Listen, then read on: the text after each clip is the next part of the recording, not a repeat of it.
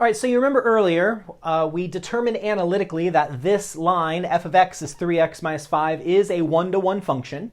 And then I told you that the reason we care about one-to-one functions is because when I find the inverse is also a function, and this is useful for me. So what we're going to do here with two final examples for section 6.1 is we are going to find the inverse of a given function.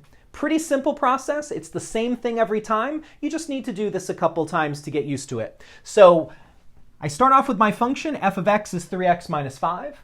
We've mentioned this many times. F of x is just a fancy way to write y. So this is the first step. Okay, I'm going to change from function notation back into y notation.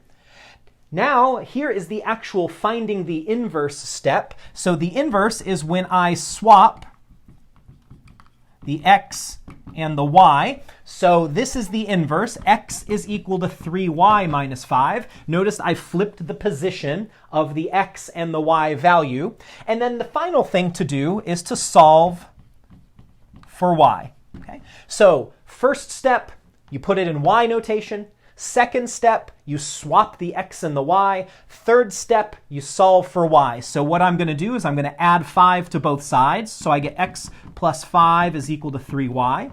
Then I'm going to divide both sides by 3. And I get y is equal to x plus 5, all of that divided by 3.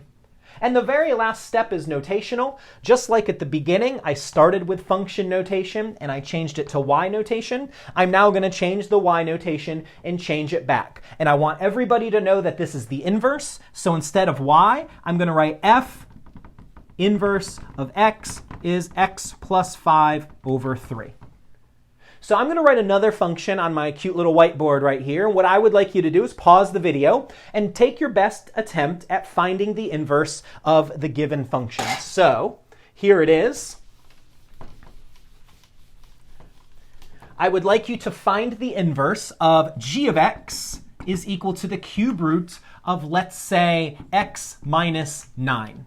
Okay, pause the video, find the inverse. We're back. So here we go. First thing I do is I'm going to take this function out of function notation, put it into y notation. So y equals the cube root of x minus 9. Now I'm going to actually find the inverse. Finding the inverse is just flipping the x and the y. So x is equal to the cube root of y minus 9. You have successfully found the inverse. Great job. And all that's left now is to write it in a proper mathematical notation, meaning solve it for y. So the first thing I'm going to do to undo the cube root is I am going to cube both sides. So I have x cubed is equal to the cube root of y minus 9 cubed. The cube root and cubing, those two things are, they undo each other. So when I do that, I have y minus 9. The last thing, I'm going to add the 9. I get x cubed plus 9. And then the final step is notational. I'm going to take it out of y notation and I'm going to put it into function notation. This function was called g, so I'm going to have g inverse is equal to x cubed plus 9. And there you go. That's how you find the inverse of a function analytically. Good luck.